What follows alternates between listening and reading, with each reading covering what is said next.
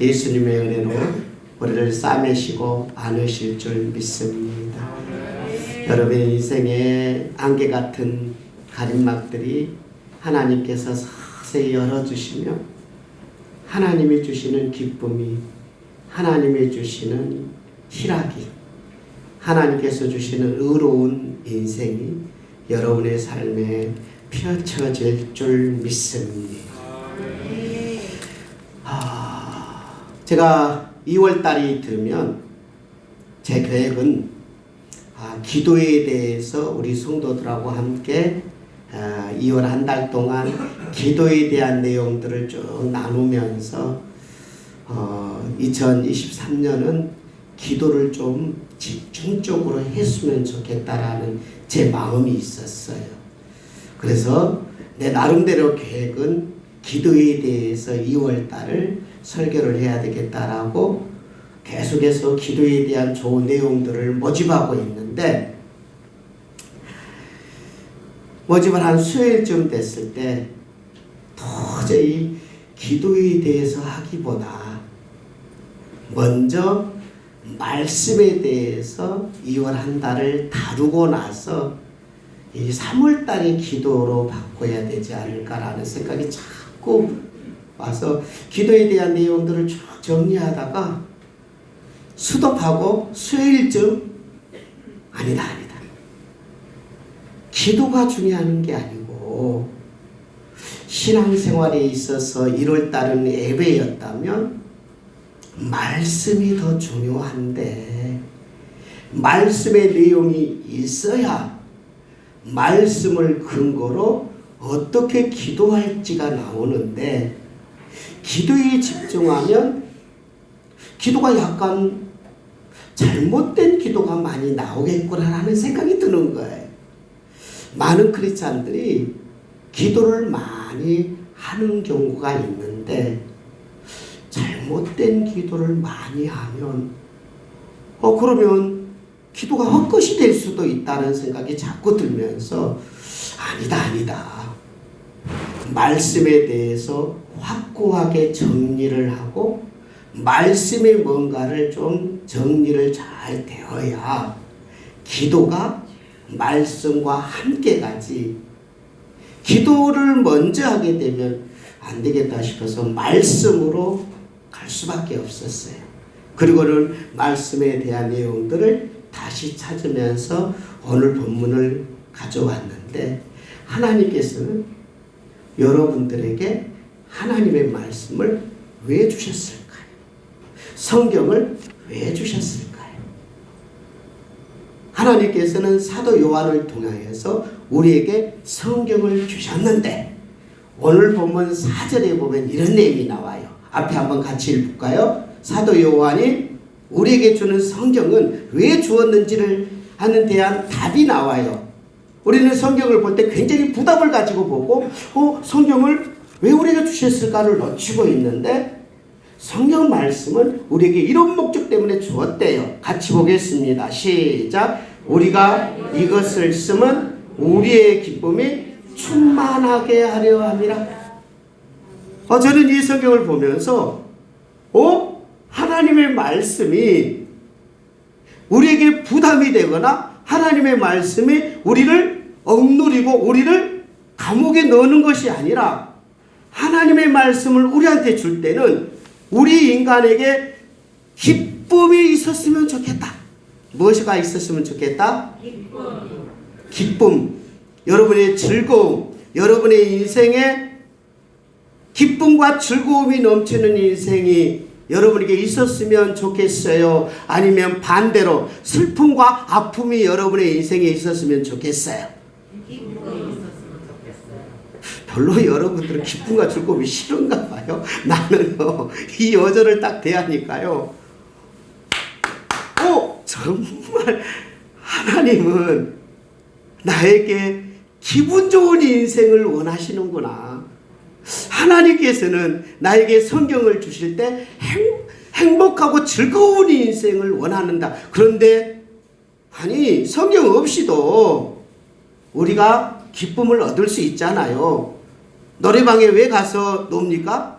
기쁨이 있으니까. 산에 왜 가죠? 거기에서는 즐거움이 있으니까. 운동을 왜 하지요? 운동하다 보면 나이 모르게 즐거움이 있으니까. 인생에 돈을 왜 벌지요? 돈 때문에 내가 즐겁고 행복한 일들이 찾아오니까. 우리 인생에 있다 해도 기쁨이 없는 건 아닌데, 성경은 왜 줬느냐? 이 기쁨이 충만한 기쁨. 충만은 뭐죠? 기쁨은 우리 마음속에서 흘러넘쳐서 머리에까지, 발끝에서 머리에까지 기쁨이 있는데, 그 기쁨이 넘쳐 흘러서 감출 수가 없는 거예요. 이 즐거움이 넘쳐 흘러서 감출 수 없는, 그래서 얼굴에서도 말에서도 그들이 행동에서도 기쁨이 넘치는 걸 충만이에요. 하나님의 말씀은 여러분들을 억압하거나 여러분들을 억누르는 것이 아니라, 하나님의 말씀이 여러분에게 찾아가면 세상에서 줄 수 없는 기쁨. 돈으로 만족함은 여기까지라면, 그 기쁨보다, 돈으로 주는 기쁨보다 훨씬 넘치는 기쁨, 사람이 가져다 주는 기쁨보다 훨씬 넘치는 기쁨이 어디에서 있다? 하나님의 말씀에 있더라. 사도 요한은 그렇게 이야기하는 거예요. 우리는 하나님의 말씀을 대할 때 성경 말씀을 나에게 기쁨이 성경에서 어떻게 찾아오는을 발견하는. 그래서 우리 1절을 보면 기쁨의 근원을 설명하고 있어요. 우리 1절을 제가 세 번역으로 가지고 왔는데요. 함께 보도록 하겠습니다. 이 글은 시작. 이 글은 생명의 말씀에 관한 것입니다.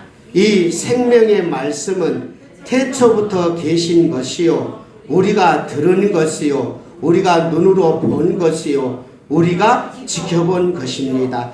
우리가 손으로 만져본 것입니다. 이 글, 하나님의 말씀인 이 글을 어떻게 표현하면 생명의 말씀으로 표현해요. 자, 무슨 말씀이라고 표현한다고요? 생명의 말씀. 그래서 두 단어가 확 눈에 들어오죠? 생명이라는 단어와 말씀이라는 단어가 확 보이잖아요.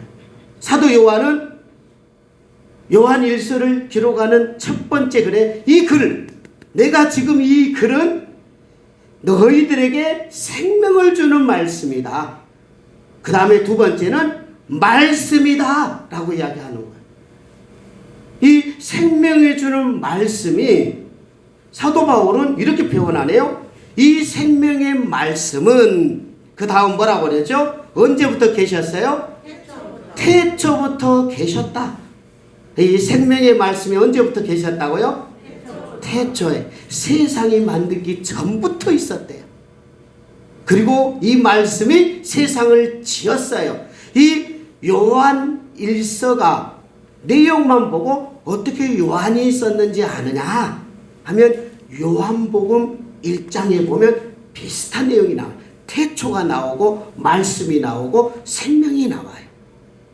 이 말씀과 생명과 이 태초에 대한 내용을 요한 1서에서 나오는데, 시작점에서 나오는데, 요한복음 1장에서도 시작에서 비슷한 내용이 나와요. 그래서 이것을 요한 1서를 이야기하면 3년 전에 요한복음을 이 사도 바울이 썼거든요. 3년 전에 요한복음을 쓰고 3년 후에 요한 1서를 썼기 때문에 요한복음을 통해서 사도 바울이 이 글을 쓰시면서 이 하나님의 말씀인 성경 말씀, 하나님의 말에 대한 내용들이 좀 나옵니다. 한번 같이 보도록 하겠습니다. 요한복음 1장인데요.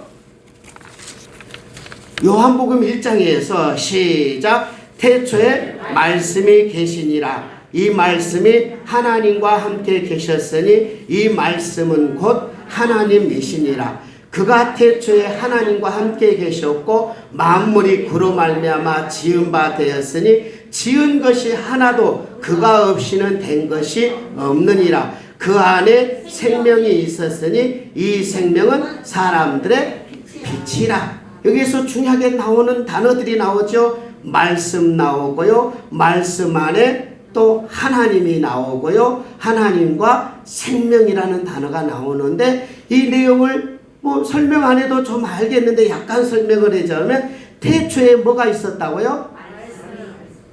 말씀이라는 거 자꾸 그러니까 여러분들이 헷갈리는데 말이에요. 말. 말은 보여요? 안 보여요? 말은 보이지가 않아요. 제가 지금 뭐라고 했죠? 말하고 있잖아요. 박홍길은 보여요? 안 보여요? 보여요. 내 말은 안 보여요. 근데 하나님은 계시는 것은 누구나 다 인정하기 때문에 여기 계신 줄 압니다. 하나님이 안 계시나요? 안 계신다고 대답을 안 하시네요. 하나님 계셔요? 안 계셔요? 하나님이 없다면 이곳에 여러분 앉아야 될 이유가 없는 거잖아요. 하나님은 계셔요. 근데 보이지는 않죠. 그런데 하나님과 동일한 분이 계세요. 그것은 하나님의 말이세요. 하나님이 뭐라고요? 말. 그래서 높인 말로 말씀. 그러니까 하나님과 하나님의 말은 어떻게 해요? 똑같아요. 자, 저를 한번 보세요. 내가 성수가 그랬어요. 내 말이 성숙이라고 불렀어요. 박홍길이가 성숙이라고 불렀어요. 이거 동일한 거예요. 내가 말을 하고 말이 가니까 말은 안 보여도 홍길이가 한 거예요. 홍길이가 박성수가 그런 거지. 또 홍길이가 성수가 그런 거지. 홍길이 빼놓고 성수가 그렇게 하는 게 아니에요. 박홍길이 말하는 것은 박홍길과 성숙이 똑같은 거야. 저기 박홍길 성수 내 말과 나는 똑같은 거야. 하나님의 말과 하나님은 똑같습니다. 하나님이 말을 하는 이 하나님의 말은 곧 누구와 똑같다고요? 하나님과 똑같아요. 그가 그러니까 그 다음 보세요. 그가 그 말이 그 다음 그가 같이 읽겠습니다. 시작. 그가 태초에 하나님과 함께 계셨고 만물이 그로 말미암아 지은 바 되니 하나님의 말이 세상을 만들어 버렸어요. 그래서 세상을 만들어서 하나님이 빛이 있으라 했더니 그 말이 능력이 빛이 생겨났어요. 하나님이 나무가 있으라 했더니 그 말이 능력이 나무가 생겼어요. 하나님이 바다가 있으라 했더니 바다가 생겨났어요. 하나님이 동물이 있으라 했더니 동물이 생겨났어요. 하나님의 말은 능력이 있어서 만물을 만들어내 버렸어요. 하나님의 말과 하나님은 똑같은 분이었어요. 그가 없이는 말이 없이는 지은 것이 아무것도 없습니다. 중요한 단어 나오죠. 그 말 안에 그 안에 시작. 그 안에 생명이 있었으니 이 생명은 사람들의 빛이라.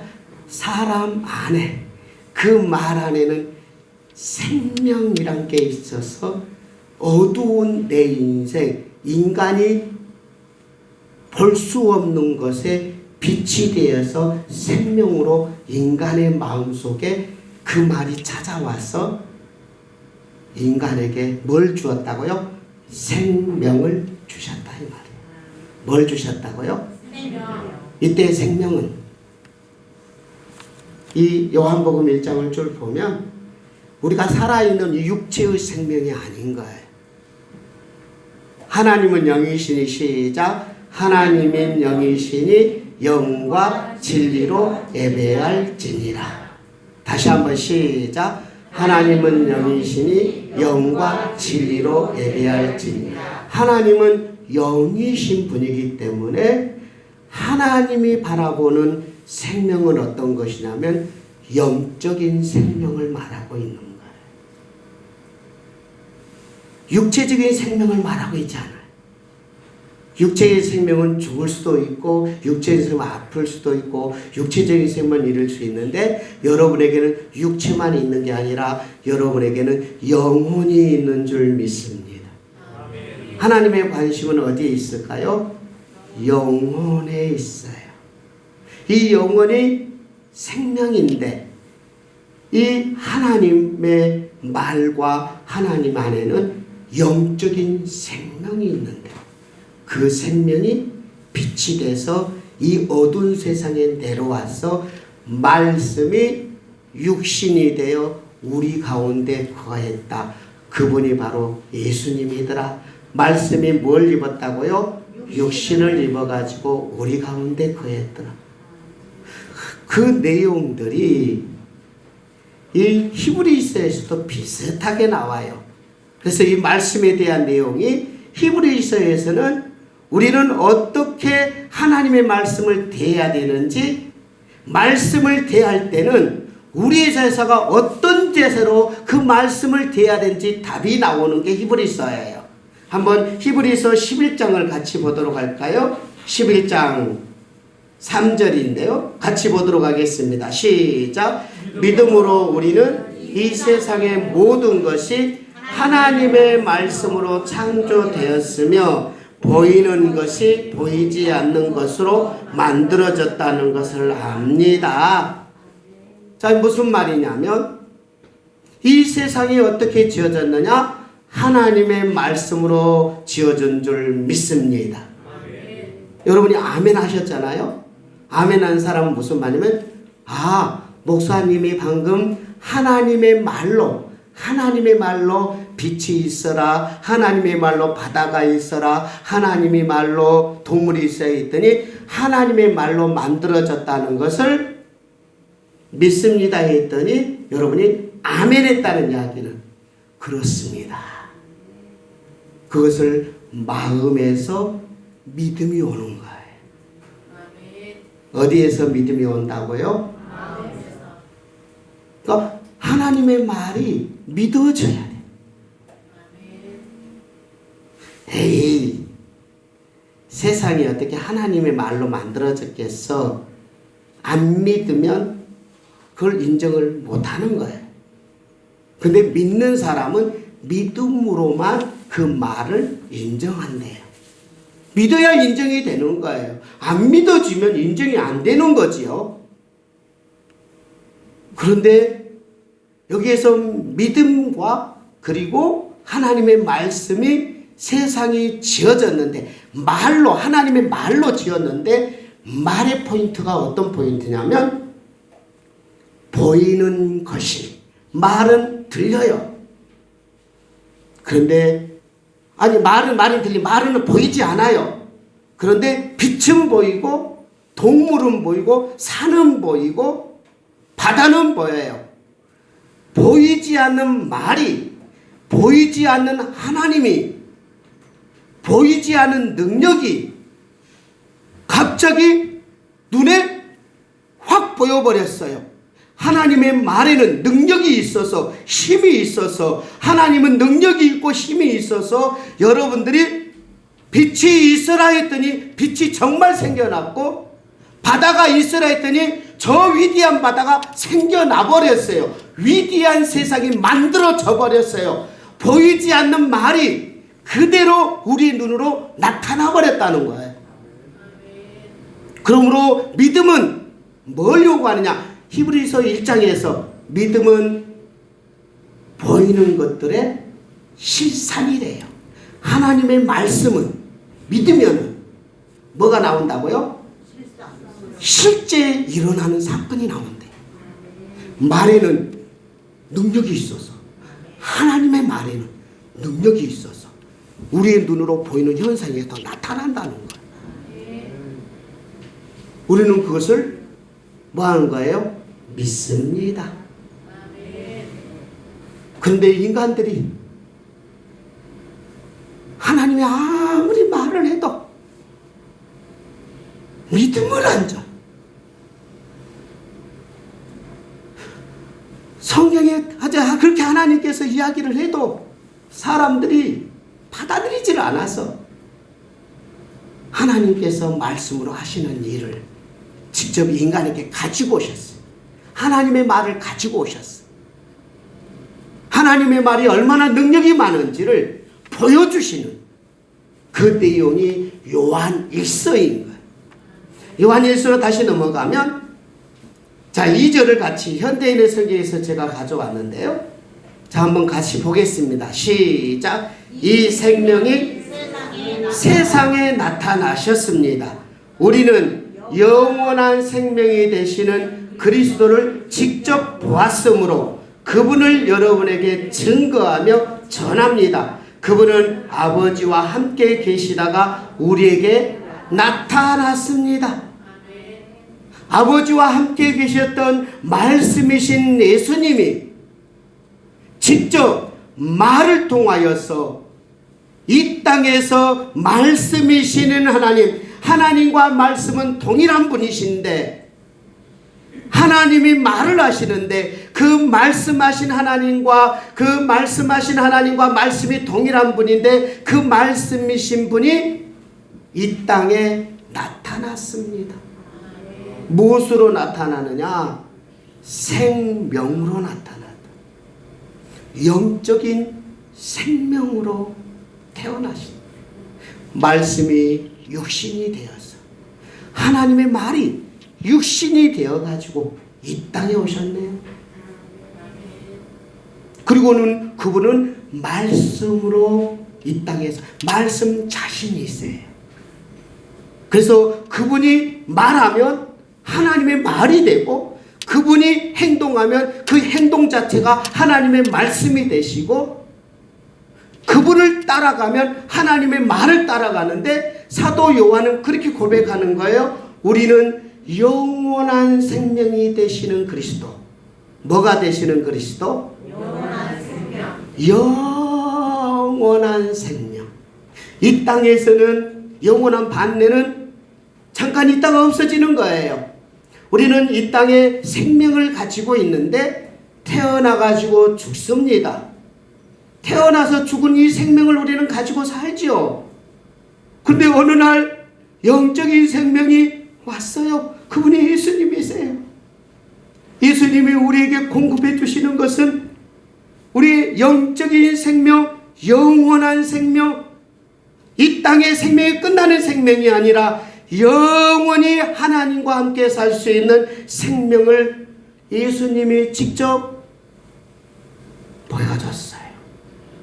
그러므로 사도 요한은 보았네요. 말씀을 보았네요. 말씀을 나는 경험했네요. 말씀을 나는 느꼈네요. 이렇게 표현하는 거예요. 그래서 앞 구절을 한 번 더 보도록 하겠습니다. 앞에 찾아서 1절 다시 한번 보면 그게 나옵니다. 자, 한번 같이 보시겠습니다. 이 글은 생명의 말씀에 관한 이 글을 앞으로요. 한 번 더. 예, 시작. 이 글은 생명의 말씀에 관한 것입니다. 이 생명의 말씀은 태초부터 계셨는데 우리가 들은 것이요, 우리가 눈으로 본 것이요, 우리가 지켜본 것이요, 우리가 예수님을 만져봤어요. 예수님 이야기를 들었어요. 예수님을 보았어요. 예수님을 느꼈어요. 그래서 사도 요한은 예수님을 분명히 그분이 사람이신데, 인간이신데, 사도 요한은 그 인간을 대하면서 무엇으로 대했냐면 하나님의 말로 대했어요. 하나님 말씀 자체로 대했어요. 그리고 자신의 영혼의 생명으로 대냈어요. 그래서 하나님이 세상을 이처럼 사랑하사 독생자를 주셨으니 이는 그를 믿는 자마다 멸망치 않고 영생을 얻게 하려 하심이라.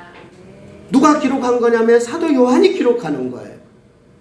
아, 이분은 하나님이 우리를 사랑해서 영생을 주시는, 영원한 생명을 주시는 분이래라고 그는 고백하면서 예수님을 만져보면서 하나님의 말씀으로 만져봤고 영생을 주는 말씀으로, 영원한 생명을 주는 말씀으로 그는 대했다는 사실이죠. 그래서 이 말씀을 그는 간직했어요. 다음 요절 계속 한 번 더 아까 우리가 봤던 요절로 넘어가겠습니다. 이 생명이 나타났어요. 그 생명은 영원한 생명이셨는데 그분이 그리스도셨어요. 예수님이셨어요. 보았어요. 만졌어요. 그분은 하나님과 계실 때 우리에게 나타났습니다. 그리고 그분이 고백하는 거 매우 중요한, 왜 그러면 예수님이 이 땅에 우리에게 나타나시고 왜 하나님이 우리에게 오셔야만 했을까요? 하나님이 우리에게 찾아오셔서 뭐하러 오셨을까요? 굉장히 중요한 사도 요한이 포인트가 여기에 있는 것 같아요. 제가 이 여절을 제 현대인의 성경에서 빼왔는데요. 계속 넘어갔어요.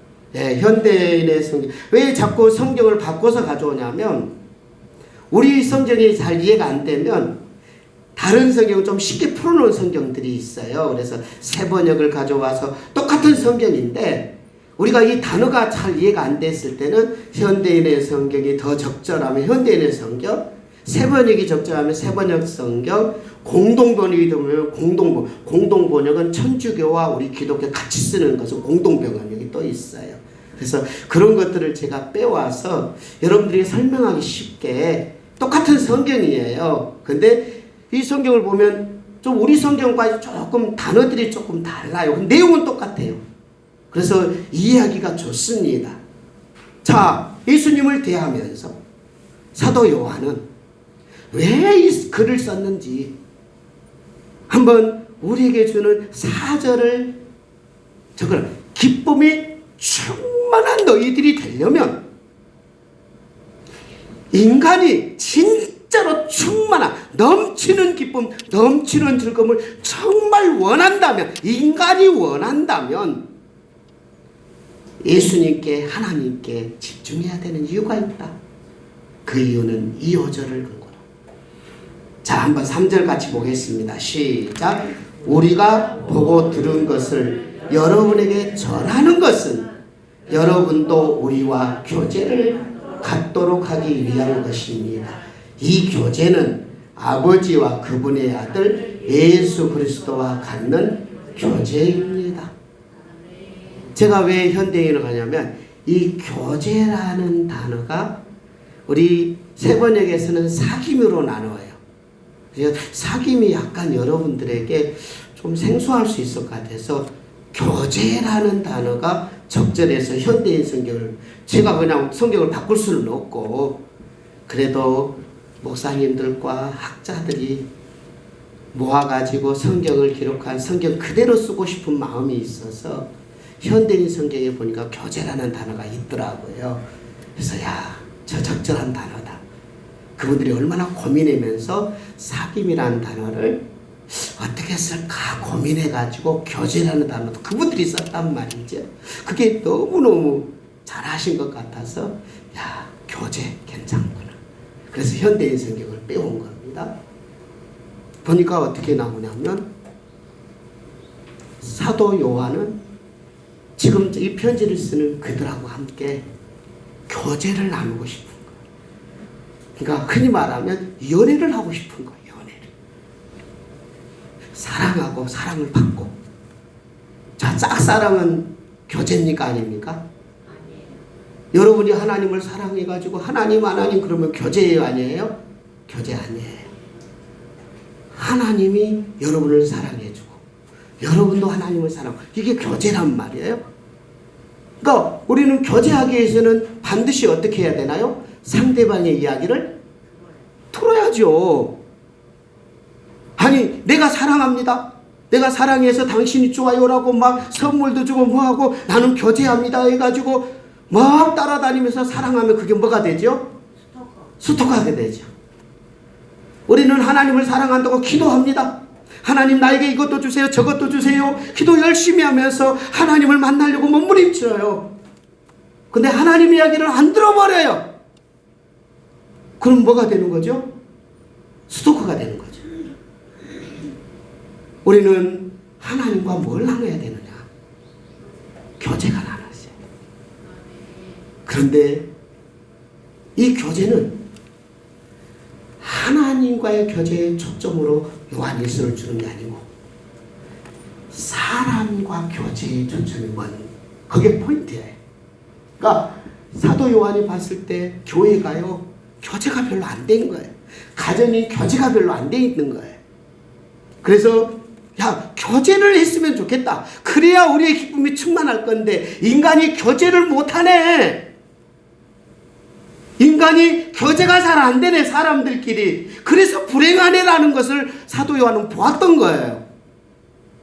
여러분, 돈도 필요하고 또 직장도 필요하고 다른 것 다 필요하지만 집안에서 불화가 있거나 갈등이 있거나 서로 사람 때문에 괴로우면 어떻던가요? 인간에게서 가장 큰 고통은 누구 때문에 오는 거냐면 사람 때문에 오는 것입니다. 돈이 좀 있더라도 사람이 우리를 괴롭히면 견디기가 더 어렵습니다. 건강하더라도 사람이 괴롭히면 건강보다 더 우리에게 고통스럽게 되어서 사람 때문에 당하는 고통이 세상에서 가장 큰 고통이 아닐까 저는 생각해 봅니다. 사도 바울은 그런 모습을 본 거예요. 예수님을 믿는다고 함에도 불구하고 사람들과의 너무 큰 갈등들이 많아서 야야야야야, 사람들끼리 좀 교제가 잘 됐으면 좋겠다. 그런데 사람들과 교제가 잘 되기 위해서는 아버지와 교제, 예수 그리스도의 교제가 있어서 그 교제가 있는 사람들이 교제가 해야 잘 된다, 이 이야기를 하고 있는 거야.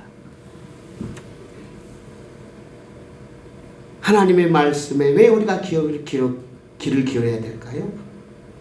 인간의 문제를 풀려면 하나님의 음성을 들으러 가야 돼. 인간이 진정한 기쁨에 충만한 기쁨을 원한다면 하나님 앞에 가서 하나님, 나는 누구일까요? 나는 왜 이 땅에 태어났을까요? 나에게 있어서 진정한 생명은 뭘까요? 이것을 거기서 답을 찾아와야 돼요. 그리고 하나님께서는 뭘 주신다고요?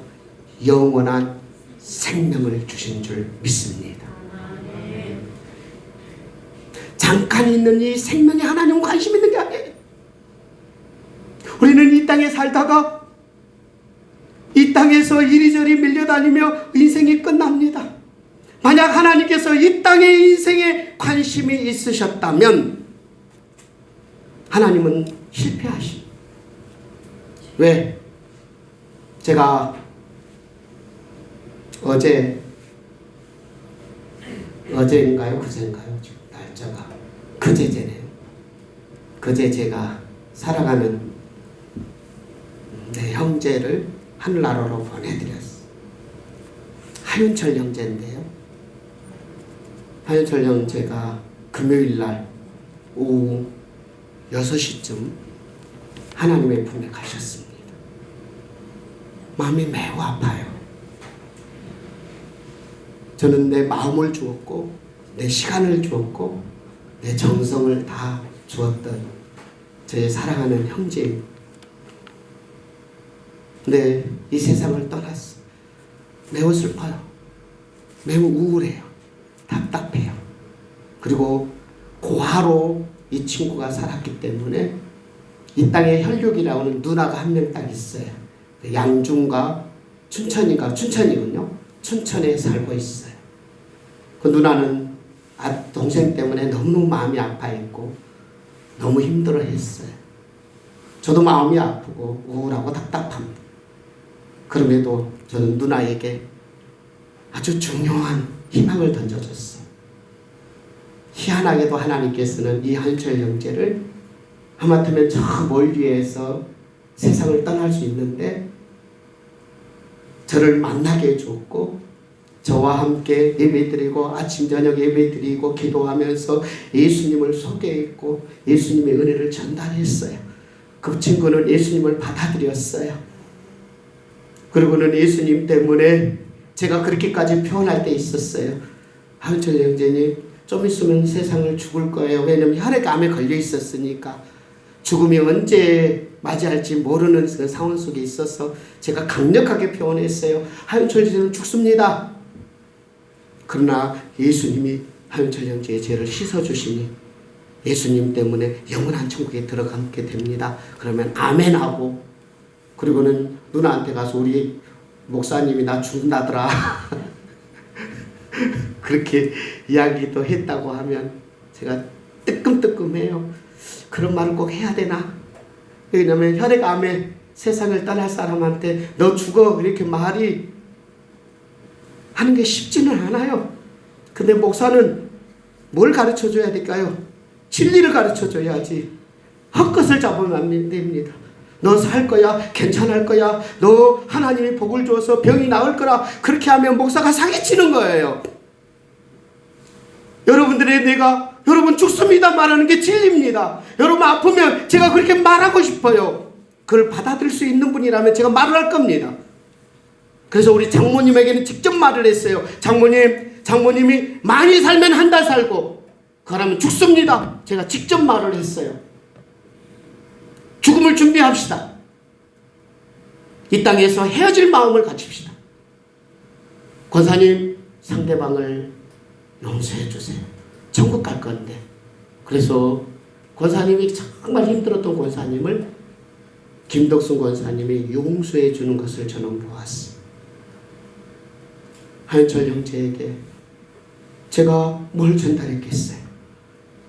저는 영원한 생명을 전달했어요. 예수님이 내 죄를 씻어주시고 내 몸이 이 땅에서 죽을지라도 예수님 때문에 우리 영혼은 죽지 아니하고 하나님과 함께 영원히 사는 줄 믿습니다. 사도 요한은 하나님과 예수님과 교제가 영원한 생명이고 인간의 진정한 삶의 기쁨이었습니다. 그러므로 하나님의 말씀을 듣고 그 말씀으로 오신 예수님이 가신 길을 봐라. 예수님이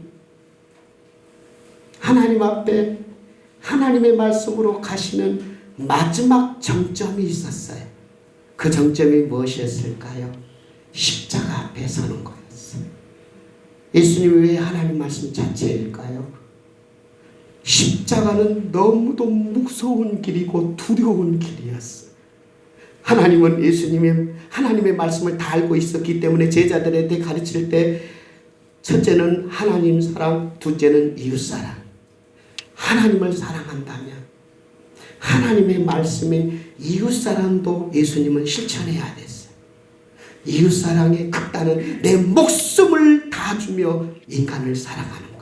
여러분을 사랑할 때 예수님은 목숨을 다 내어놓으며 사랑하는 그 정점에 서 있어요. 근데 그 죽음이라는 것은 너무도 고통스럽고 너무도 치욕스럽고 그 죽음은 자기의 모든 것을 희생해야만 그 영혼을 사랑할 수 있는 그 사랑의 길로 앞에서 겟세마네 동산에서 하나님 나 이거 너무 힘들고 너무 고통스러운데 이걸 안 가면서 사랑하면 안 될까요?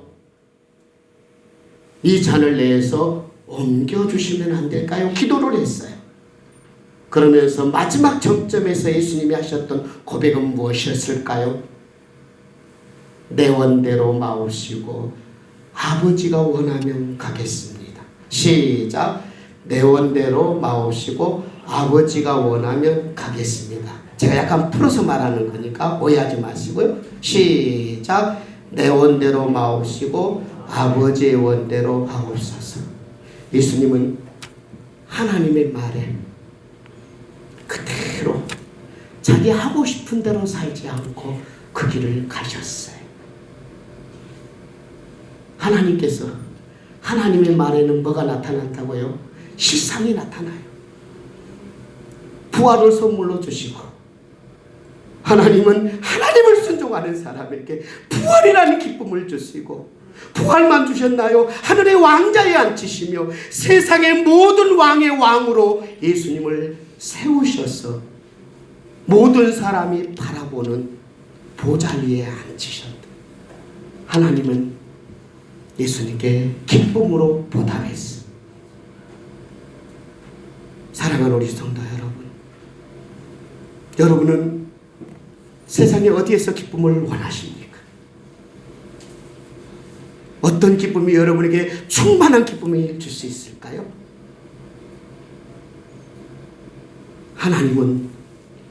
하나님의 말은 기적이 나타나는 거예요. 세상에서 줄 수 없는, 세상에서 아무리 연구를 많이 해도 저 아름다운 자연을 누가 만들어내겠어요? 인간이 아무리 노력한다고 이 자연의 이 신비를 만들어내겠습니까? 하나님의 말 한마디는 인간의 삶을 초월한 위대한 신비가 여러분의 인생의 삶에 나타날 수 있는데, 사람이 괴가지 않는 역사가 나타날 수 있는데, 하나님의 말에는 순종이라는 대가를 지불하는 것이 믿음인 거예요. 믿음이 없이는 순종할 수 없거든. 하나님을 믿습니다. 예수님이 내 죄를 씻어주신 것을 믿고, 하나님의 능력을 믿고 하나님을 따라가는, 사람마다 순종하라는 여건들은 다 다를 수 있어요. 너는 이렇게 해라, 너는 이렇게. 이것이 내가 순종. 각자의 순종의 영은 다르죠. 그러나 반드시 우리는 갈등을 하게 돼요. 내가 원하는 것은 무엇일까요? 하나님이 원하는 건 뭘까요? 그러면 그때부터는 기도하게 되죠. 하나님, 나 하나님 따라가겠습니다 라면 믿음이고, 에이, 하나님 따라간다고 그런 것이 올까? 에이, 하나님이 그것 내가 지금 다른 것을 해야 내가 얻는 것이 더 많지. 그러면 하나님에 대한 불순종이지요. 우리 사랑하는 성도 여러분, 2월달 한 달 동안 우리는 하나님의 말씀에 집중해 볼까요? 하나님이 나한테 뭘 원하는지, 그리고 하나님의 말씀하시면 순종하시는 여러분과 되어서 여러분의 인생도 기쁨이 충만한 인생이 되었으면 좋겠습니다. 우리 찬송가 202장 찬송하시며 하나님이 말씀하시는 그 말씀 중에 나를 사랑한다는 말이 최고의 말씀이고, 나 같은 죄인을 사랑해 주신 예수님 고맙습니다 라고 고백하며 우리 함께 기도하겠습니다. 이 찬양하고 기도하겠습니다.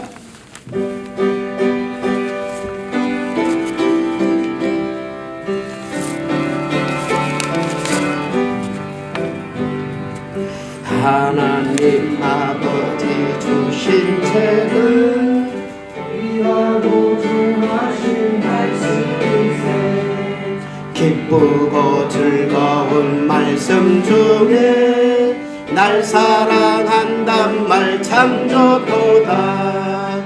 주께서 하나님은 여러분의 인생이 기쁨과 즐거움 속에서 충만한 하나님이 주신 즐거움을 누리기를 원하십니다.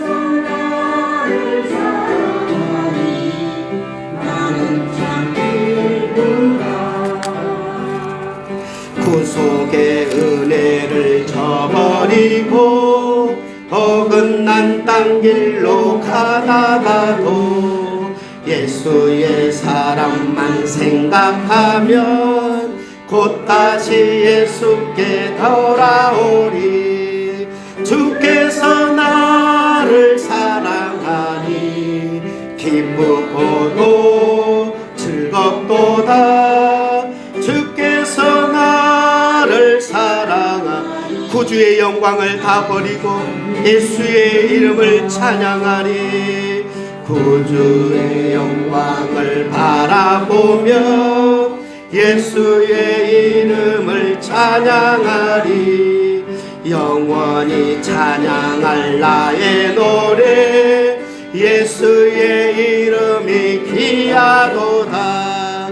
주께서 나를 사랑하니 즐겁고도 즐겁도다. 주께서 나를 사랑하니 나는 참 주 예수 날 사랑하시오니 나 또한 예수님이 너무 좋고 감사합니다. 날 구원하러 내려오신 예수님, 십자가 위에서 나 대신 죽어주신 예수님, 나를 사랑해 주셔서 나에게 기쁨을 주시고 나에게 즐거움을 주기 위해서 오신 예수님 고맙습니다. 나를 사랑해 주셔서 감사합니다. 나에게 최고의 사랑을 주시며 내 인생이 행복하기를 원하시는 하나님, 내가 하나님께 집중하겠습니다. 하나님은 나에게 기쁨이 충만기를 원합니다. 주 예수 날 사랑하시오니 마귀가 놀라서 물러가네. 주 나를 이렇게 사랑하니 그 사랑 어떻게 보답할까. 주께서 나를 사랑하니 즐겁고. 우리 함께 전사님 찬양하는 동안 우리 함께 기도하도록 하겠습니다. 하나님은 나에게 힘들게 하고 억압하기 위해서 오시는 분이 아니라 진정한 기쁨을 주기 위해서 오신 분입니다. 감사합니다라고 기도하겠습니다. 은혜로우신 하나님 고맙습니다. 하나님 내 인생에 찾아오셔서 아버지 하나님 나에게 기쁨을 주고 싶으신 하나님, 나에게 행복을 주고 싶으신 하나님, 그 하나님이 내 인생에 최고의 행복을 줄 수 있는 유일한 하나님이심을 믿습니다. 내 인생에 가장 즐거운 인생, 행복을 주기 위해서 오시는 그 하나님이심을 믿습니다. 하나님의 사랑 감사합니다. 나의 죄를 씻어주신 예수님, 나를 사랑하시네 죽음으로 나를 사랑에 표현해 주신 예수님 감사합니다.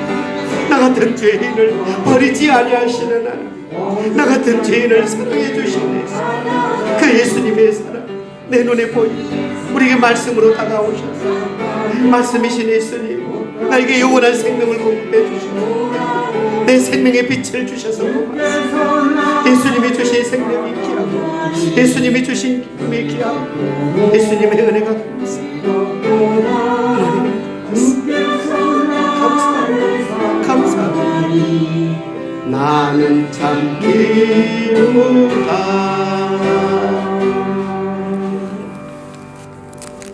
아멘.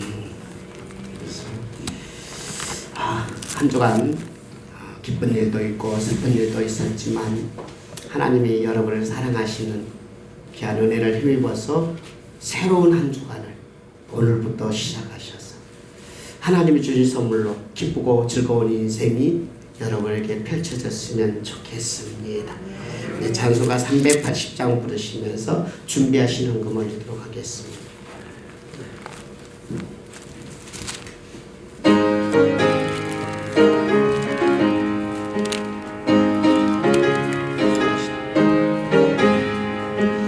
나의 생명 되신 주 주님 앞에 나갑니다. 주의 흘린 보혈로 정케하사 받아주소서. 날마다 주를 찬송하겠네. 주의 사랑 들로서 나를 굳게 잡아내소서. 괴로운 세상 지날 때 나를 인도하여 주소서. 주를 믿고 나가면 나의 길을 잃지 않겠네. 날마다 주를 찬송하겠네. 주의 사랑 줄로서 나를 굳게 잡아매소서. 세상 살아갈 때에 주를 더욱 사랑합니다. 밝고 빛난 천국에 나의 영혼 들어가겠네. 날마다 주를 찬송하겠네. 주의 사랑 줄로서 나를 굳게 잡아매소서.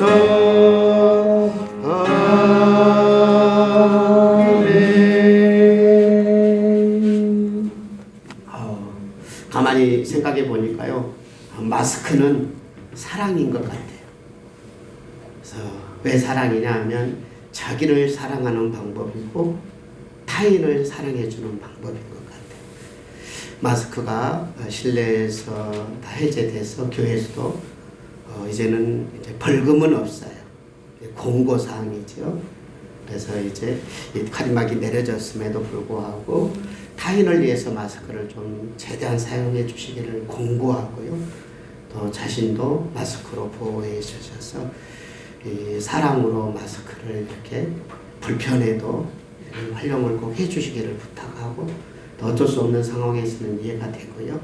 그래서 공고사항이 있고 그렇지만 의무는 아니지만 그래도 사랑하는 마음으로 마스크를 좀 활용해 주시기를 부탁드리고 기도하고 마치도록 하겠습니다. 함께 기도하시겠습니다. 은혜로우신 하나님 고맙습니다. 오늘도 하나님과 교제하는 시간을 주셔서 감사하고, 우리의 마음으로 하나님께 드릴 뿐만 아니라 하나님께서 우리의 말씀해 주시고 은혜를 내려주셔서 고맙습니다. 이 예배가 우리 일생의 삶이 되어서 하나님과 교제가 우리 인생의